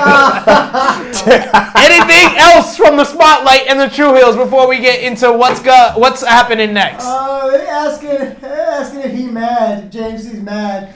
He's in good spirits. No, why would I be mad? I know it's all in fun. Yeah, it's all in fun here, JMC. We always appreciate you that's why watching. there was no emojis behind that fuck you JJ, right? that shit came from the heart, cuz. That shit came from the heart. I agree with you. It's all good. All right. So yes, we got That fuck you was tougher than that $2 steak. $2 steaks is pretty damn tough, bro. I broke a tooth on one time, man. It breaks your knife and all that good stuff. So we got to get into what's happening this weekend, this Sunday. NXT Takeover Portland. It is a jam-packed card. Triple H says that this is a WrestleMania quality style of takeover. It is bigger than the usual takeover, and yes, it is. There's 6 matches on the card. All these matches are good to great matchups, and it's going to be an awesome card. So from bottom to top, it's going to be a street fight. It's going to be the former best friends, Tegan Nox going one-on-one with Dakota Kai. This all stems from Dakota Kai turning her back on Tegan Nox at TakeOver War Games, beating her down in the cage before she can enter the War Games matchup. Ever since then, Tegan Nox has been trying to get revenge, and this is her opportunity to get it. So who you got, Larry? Tegan Nox versus Dakota Kai. I got Dakota Kai. That's what I have. I actually like that turn at War Games. It's been 3 months already, shit flew by, but that was a real damn good heel turn. But I got Dakota winning this one, man. Who you got, top guy? JJ. Tegan Nox versus Dakota Kai. This has to be Dakota Kai's. Yeah, they gotta extend. They gotta extend Like the it feud. has to be. Like You know? it has to be. This heel turn was too good And she is on such a heelish momentum. Like, she can't lose this match. She can't lose it. I agree with JJ on one part of what he said and disagree on the other. I agree she needs to win this match more than anything. I agree with both of these guys. Dakota Kai I have winning, but I feel she's lost a lot of momentum since that heel turn at War Games. They really didn't capitalize on that, really building her up as the next heel baddie for the women's division, and they need to kind of rectify that by giving her the win here. NXT North American Championship. This is the final chapter in the war that has been the big man evolution of Keith Lee versus Dominik Dijakovic. These guys have versed 4 times already on NXT on USA ever since they premiered on USA in October. And this is the big blow off at a takeover for the NXT North American Championship. Who you got, Top Guy JJ? This one is tough. Yeah, this one is really tough. It's a tough one to call. You got a real chance of building another international star with Dijakovic. Like, you really got a chance here. But Keith Lee has had such a fucking tremendous 4 months. Mm-hmm. You can't fuck that up right now. Keith Lee has to win the final. He has to win the finale to this. He has to. You got Larry. Agree with everything he said. Keith Lee is gonna win. It's tough to call, but they've been building up Keith Lee to be a main star. Actually, not a main star, but a big star on a main roster, and they can't have him lose this match. So I got Keith Lee. And it sucks because Dijakovic is right there. Yes, he's right there. Yeah. I agree with both of these guys. I think Keith Lee gets the victory here. He needs to win the finale in this rivalry, but it's been a very good rivalry. I feel like they've overkilled the matchup as far as putting it on TV, but I like the fact that the finale is their first ever matchup at a takeover. Yes. WWE NXT Tag Team titles is on the line. This is the match I'm looking forward to the most as the Undisputed Era, Kyle O'Reilly and Bobby Fish defend against Pete Dunne and Matt Riddle, the Broserweights. Joint manipulation. Who you got, Larry? I got Pete and Matt, bro. You got Pete and Matt. The Avengers of Pete and Matt. I got them, man. I got them winning it, man. So. Or as Kyle O'Reilly calls them, Matthew Riddle and Peter Dunne. Who you got, Top Guy JJ? Yeah. Bro, shout out to Chris Gutierrez. I know he's smoking a blunt. Could Bobby Fish fry if Bobby Fish could fry fish? And that is a fucking question you ask when you're high. Bobby Fish could fry fish? You ask a question like that, How much fish could Bobby Fish fry if Bobby Fish could fry fish? Bro. That's a question you ask when you're high, Fish bro. fry if Bobby Fish could fry fish? I'm going with the Broserweights as well. They need to ride them to the light. This is the only way NXT will get viewers back. Matt Riddle and Pete Dunne, the ultimate odd couple of NXT. The winners of the Dusty Rhodes Tag Team Classic 2020. You know, it would be a real odd couple, a pairing of Chris and I doing an episode of Joints and Jabronis. That would be. Oh, that would be, you man. can be the Peter Dunne, the Peter Dune to his Matthew Riddle. Man, Are you the jabroni? He's got the joint? Man, okay, first of all, nobody's fucking jabroni. You just got your feet wet back in the States. And you over here saying some dumb shit. Next up, we both gonna have a joint, bitch. Next up, we got I know. You gotta ask some high questions on the episode. The last high question I asked myself is, have I ever brought milk from the same cow? I was high as stewardess titties, bro. I'm like, bro, like, have you ever, titties. like, put your fingers through all the grooves of this table and found out that they all led to the same spot? No, I'm good. NXT Women's Championship is on the line as Rhea Ripley, the Nightmare, defends against the EST of NXT, Bianca Belair. This it's all due to Bianca Belair winning a battle royal on NXT to become the #1 contender. But the build up to this matchup has kind of been lacking because Rhea Ripley has already started setting up her WrestleMania matchup against Charlotte Flair. Bianca Belair had the great performance last week on NXT as Charlotte Flair decided to ignore her, and she had the best reactions ever and told her she don't even go here. But who you got, Belair versus Ripley this Sunday? The Iron Woman of the Royal Rumble, which was Bianca Belair. she impressed, but I still got Rhea Ripley winning. You got Ripley with the victory. I got Ripley, man. Who you got, JJ? Oh, Ripley's going to Mania. I think this one is the easiest to predict. Yeah. This is Rhea Ripley getting the victory very easily. This one, the last two matches are very interesting to predict. Oh. You got Johnny Gargano going one-on-one with Finn Balor. This was all set up from Finn Balor's heel turn, where he turned heel and dropped Johnny Gargano right on his head, taking him out and making Johnny Gargano miss his first ever takeover at TakeOver War Games. These guys have gone back and forth ever since then. Last week, Johnny Gargano said he's going to take the flag of NXT and take it and stab it into the heart of Finn Balor, which Finn Balor responded with, I have no heart. So who you got? Larry Morgan. It's going to be Balor versus Gargano. Oh, this is a tough one to pick. I'm going to go out on a limb and flip a coin. I'm going with Finn Balor on this one. Going with Balor for the victory. Finn Balor on this one. They're going to extend the feud, so. That seems like a fair bet. Yeah. I wouldn't argue that. Who you got, JJ?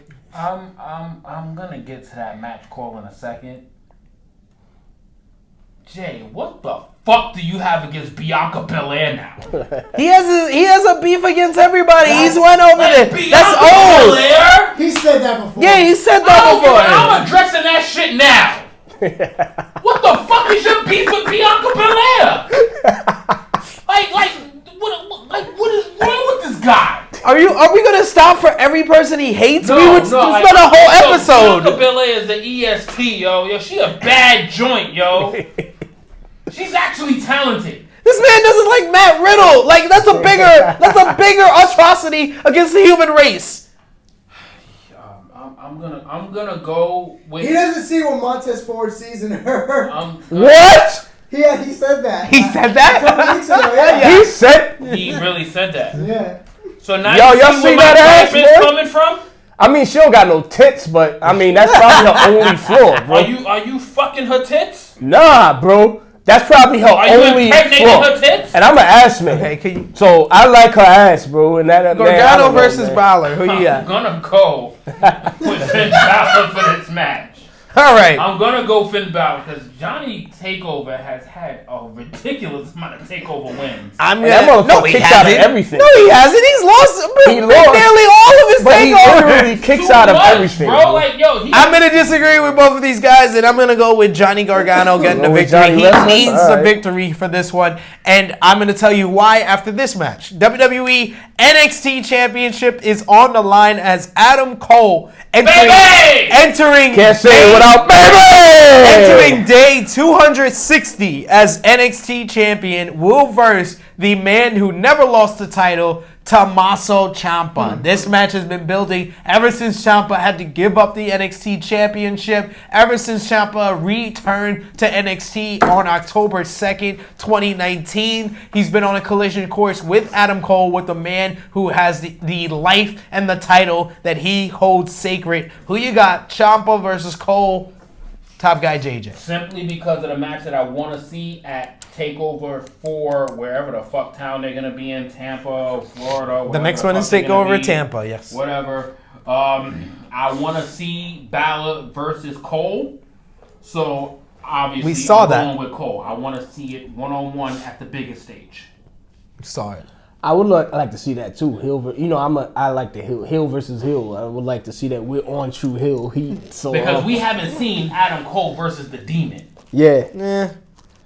But the No demon is a there's baby no face, there's though. no difference between the demon and Come on. The demon is just Finn Balor and Venom Yeah, cosplaying. yeah, exactly, He's just exactly. cosplaying as Venom. Exactly. But I mean, the demon is kind It's of still real to me, exactly. But the like- demon fuck is these motherfuckers, man. the demon. the demon is a baby face though. Yeah, exactly. Like technically, he only pulls out. The demon can't be a heel though. As crazy as it sounds. He started Demon off is- as a heel doing the demon. Yeah, but now it's the demon is always gonna get a pop. Yeah, no this matter is what. true. So he can't, This is as a heel, use the demon because This he's is gonna true. get a pop and it's gonna be counterproductive for what This he's is trying to true. get. So I got Tommaso winning, bro. I'm gonna go with Tommaso, bro. My guy Tommaso. I want to say that I felt like the go-home edition of NXT this week was kind of lacking as far as like the final build-up for NXT Takeover Portland. They kind of just felt like a lot of the work was already done. The one match that they did add a lot to the build with was Ciampa versus Cole. Because of Ciampa's promo, you kind of heard a little bit of the emotion that he had going into this matchup, how much he wants the title back. And the fact that he made sure to mention that Adam Cole is going into 260 days as NXT champion. 292 days is the record held by Finn Balor as the longest reigning NXT champion in history. For the last couple of weeks, I've been saying Ciampa defeating Cole seems like a foregone conclusion, but him just mentioning that and WWE's love for breaking records made me be like, maybe Cole does win this one. Maybe Cole does win here and become the longest reigning NXT champion in history. And then we have a big matchup for TakeOver Tampa where he loses the title. But no, I'm going to agree with Larry. I'm going to think Tommaso Ciampa gets the victory here. Johnny Gargano defeats Finn Balor, and we have Ciampa versus Gargano at TakeOver Tampa like we were supposed to have WrestleMania weekend last year. You know it's got to happen, man. It's got to happen, and they got to get the job done somehow.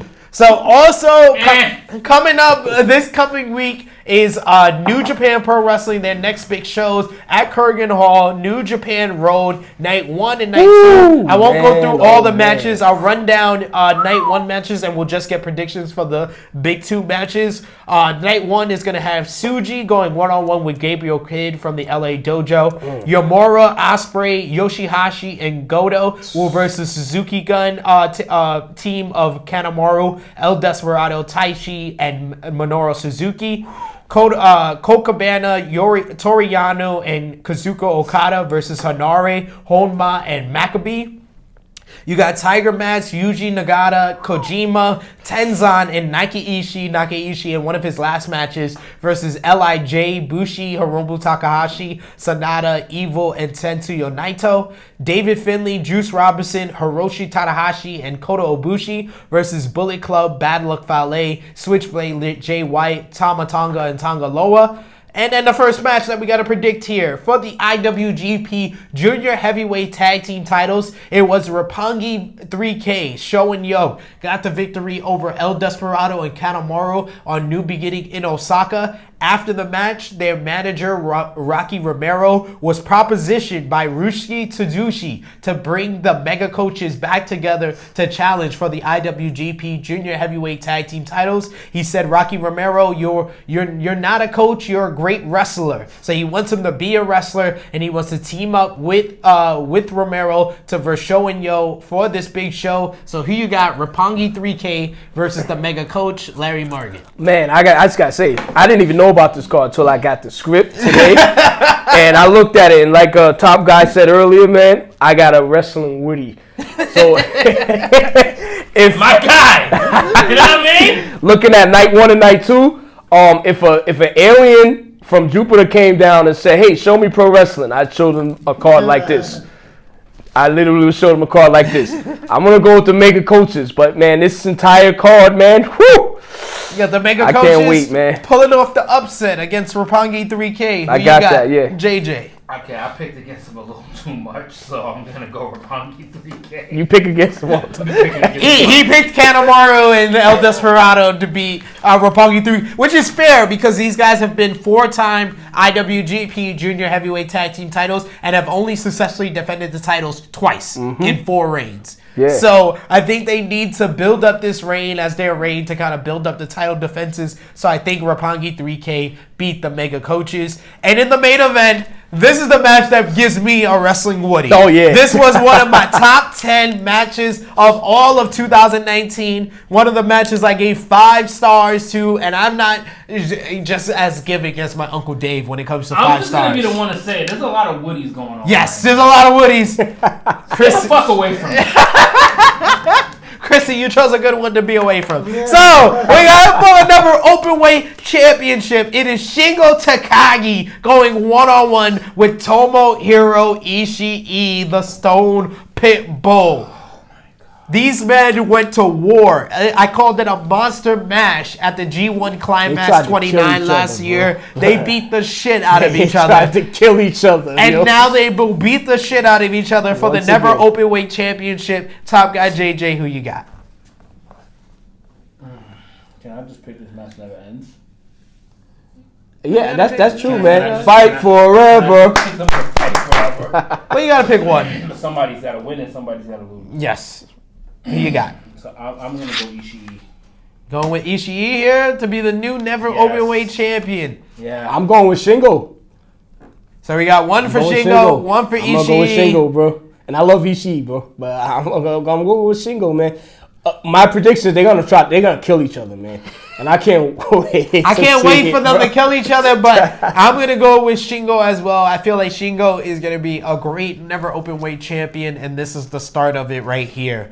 Night 2, we got from bottom to top Gabriel Kidd and Tiger Mask versus Yoramoro and Tsuji. We got Show and Yo, David Finlay, Juice Robinson versus Suzuki Gun, Kanemaru, El Desperado, Taichi, and Suzuki. We got Honoro and Honma and Maccabi versus Chaos's Yoshihashi, Goto, and Ishii. We got Nagata, Kojima, Tenzan, and Nakaishi in one of his last matches versus Bullet Club's Jado, Gato, Bad Luck Fale, and Switchblade Jay White. We got Chaos's Okada, Ospreay, and Rocky Romero versus LIJ's Hiromu Takahashi, Sanada, and Tetsuya Naito. That's going to be a great 6-man tag team matchup.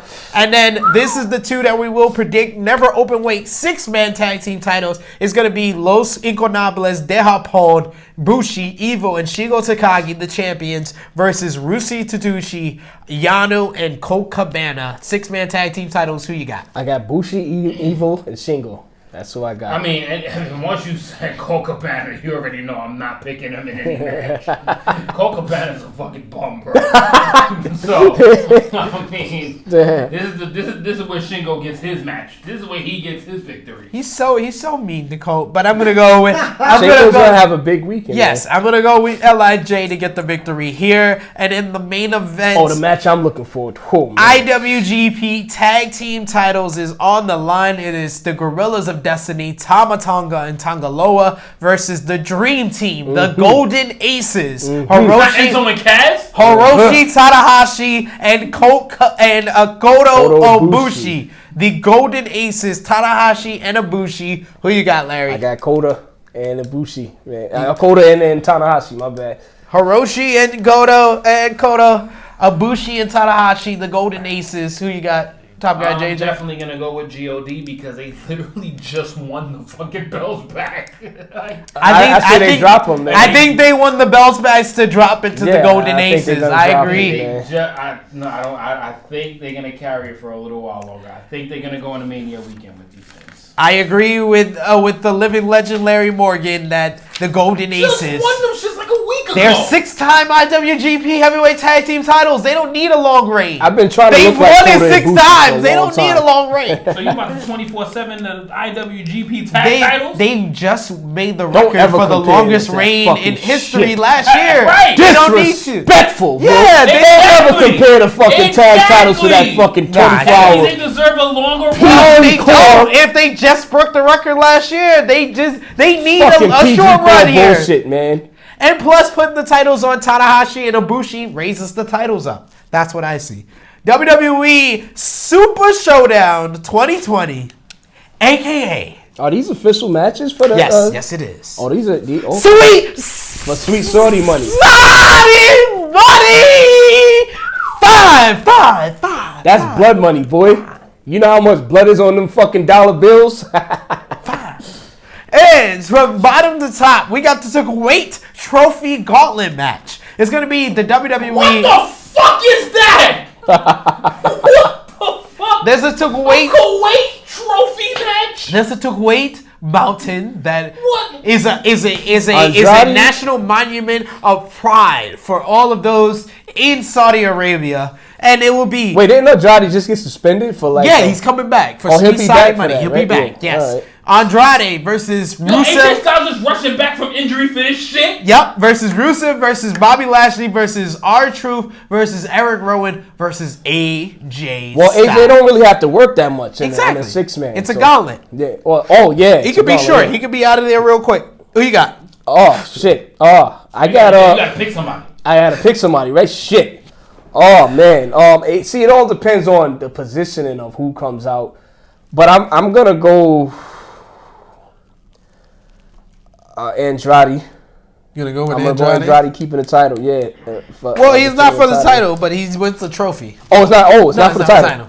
Oh, it says No, he's the champion. Oh, It just says he's the my champion. bad. I haven't been paying attention. Yeah, to it's for the WWE that much. it's for the Kuwait trophy. Okay, shit. I didn't even know this about this card or anything. I haven't been paying too much attention to WWE. Don't worry, it's all right. Not many people are paying attention. You know what? Then if it's not for the title, they might not have Andrade win it. Then I'm gonna go with my guy Rusev Fujiya. Who you got, JJ? Rusev Fujiya. Rusev Mosca. Who you got? I just threw it out there. Yo, this Fuck is the it. type of bullshit match that you give Bobby Lashley. Yeah, you know what? This is the Yeah. type of match that Bobby Lashley wins. So he's gonna come back to the States with his fake girlfriend, and they're gonna celebrate this. What the fuck is that shit called? Kuwait trophy. Kuwait. Yeah. This one is billed as a cage match and is also the final chapter of an ongoing war. Roman, next question. A war over dog food. Yes, Roman Reigns wins. goes Roman one-on-one Next with question. versus King Corbin. Roman Reigns. Who you got, JJ? Roman Reigns. Next question. Anyway. Roman looks strong. All right. Next question. SmackDown Tag Team Championship is on the line. We got the New Day defending against the Dirt Sheet's own John Morrison and The Miz. Who you got? I say John Morrison and The Miz. They be making John Morrison look pretty strong coming back. So I think they building up for that. John Morrison and Miz. It Man, looks. fuck them, man. Keeping the titles on the New Day. I'm Give me gonna- the points, bitch. I'm going to agree with Larry here. I think John Morrison and The Miz get the victory here and win the SmackDown Tag Team titles.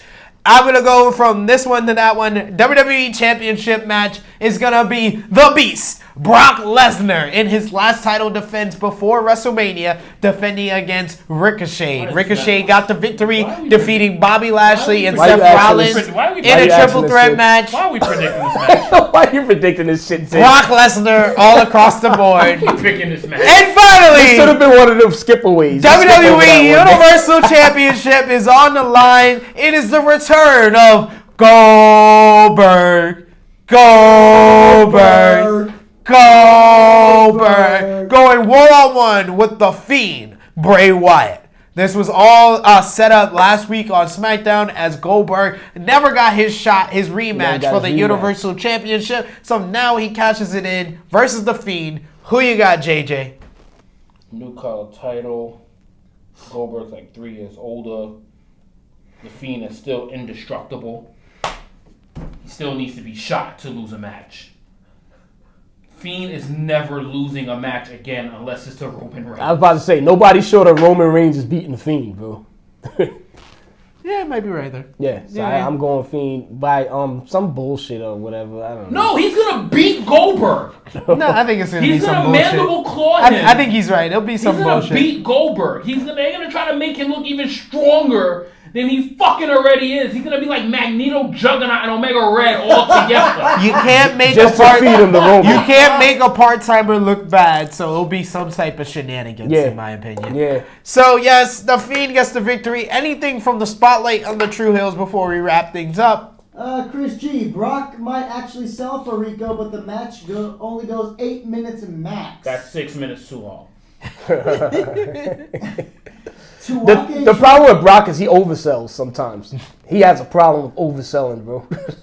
But he does a great to make job. up for the times he doesn't sell. I praised him for his sell job, selling the Claymore at the end of the Royal Rumble. Oh, yeah. Like, he sold that like it was death. JMC thinks it should fucking be Bobby Lashley versus Brock. Oh, I agree with you there, bro. He's been wanting that I've match been for wanting that years. match for fucking 2-3 years, and WWE is just alert. They fear No, that match, bro. WWE, they do. They tickle your balls with it. Yeah, man. They tickle your ball. And I'm like, yo, rub the shaft. Nah, fuck all that rubbing the shaft. They tease me with Brock and Bobby Lashley all the time, and they don't pull a fucking trigger. I hate that shit. All Fuck. right. Tell them how you really feel. Oh, yeah, man. To end off, Chris G says, man, I'd rather wipe my ass with plexiglass toilet paper than watch this damn Saudi show. I'd rather do that than watch The Fiend versus Goldberg, so I agree with you. I'd rather beat How off. about just not watch it at all? Yeah, I probably won't. Anyway, so a couple of notes that we got to plug. We have a couple of new series too on the YouTube channel, like you seen Top Guy JJ with Off the Rails. So his second episode of Off the Rails will be debuting this coming week. J News Japan will return as he reviews New Beginning in Osaka, and I'll be back with a new show review as I review ROH Free Enterprise from this past weekend. We'll also have a brand new edition of SmackDown with the Lynches, Going Raw with Drunk Guy JJ, Ness XT. Ness will be back on there. If you haven't watched already, we have a brand new review on the Shout YouTube out to channel. Ness, bro. Yeah, he's Yeah, been doing man. his thing. Hell Shout yeah, out. man. Great interview with Jessica Havoc as well. If you haven't seen the YouTube channel, we have a new show review for Impact Wrestling called Blunt Impact, hosted by the one and only host of Joints and Jabronis, Chris G. He's bringing his unique co-host to the Impact reviews and a new edition of the All Elite Recap. So we are looking forward to what Jimmy and Cash think about Nyla Rose winning the AEW. Shout out to Wellness Jimmy and Cash, Championship. man. Yes. They're good, man. Yeah, I I like them, bro. can't wait to hear their opinions on this one. Yeah, man.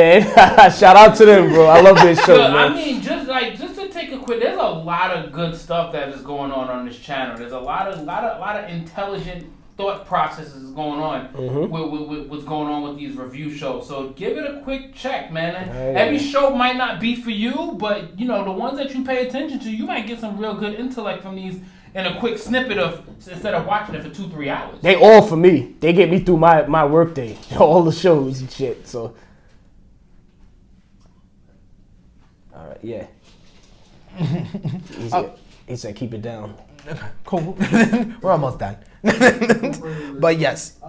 It's too loud. Let's get further top. Okay. All right, sorry about that, man.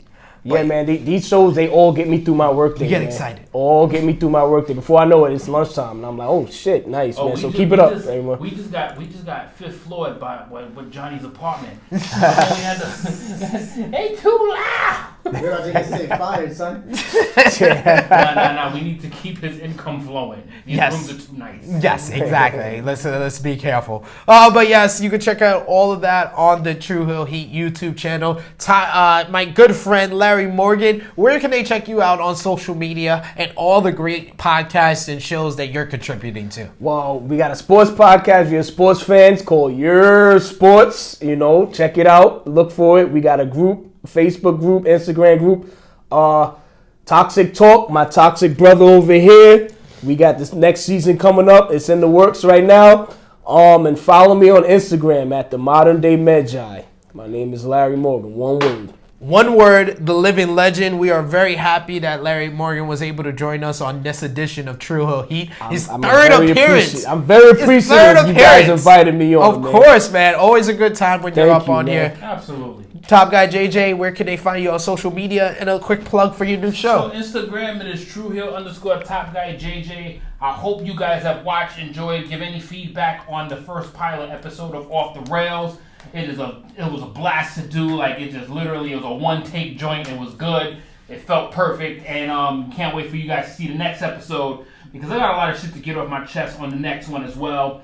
And Facebook, you can find me simply at Justin Johnson, and it's been real. It's been real. Check out this channel, man. And We got you, man.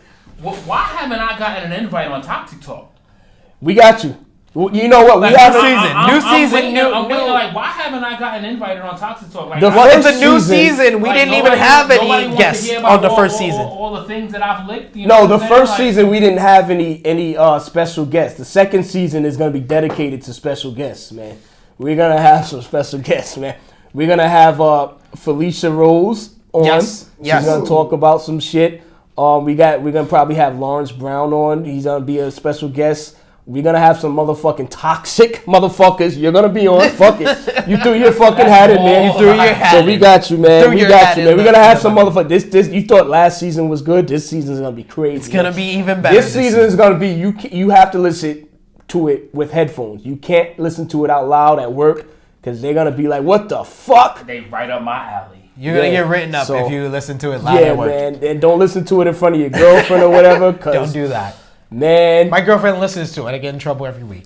On Facebook, become a part of the True Hills group page. Like and support the True Hill Heat page, Pro Wrestling Spotlight, Dirt Sheet Radio by our good friend Jonathan Escudero, or Battle Club Pro. Support them on Facebook, Instagram, and the Twitter machine. Speaking of Twitter, follow us at True Hill Heat on Twitter. Follow the sensational Miss Chrissy Love up on there as well as on Instagram. I am True Hill _ Epic SP3 on Instagram. True Hill Heat has his own Instagram page as well. And subscribe to the True Hill Heat YouTube channel. So much content for you to enjoy on there. Of course, you can see Toxic Talk on YouTube as well as iTunes, SoundCloud, or wherever you listen to your great podcast. And the Jimmy Macaram YouTube channel, we have our series finale review for Power up on there right now, so check that out. So for the living legend himself, one word, Larry Morgan. For the resident True Hill alcoholic, Top Guy JJ. It is me, your True Hill phenom SP3. Until True Hill Heat 64 in 2 weeks' time, we are signing off for True Hill Heat 63. Until next time. Fuck you, baby Seth.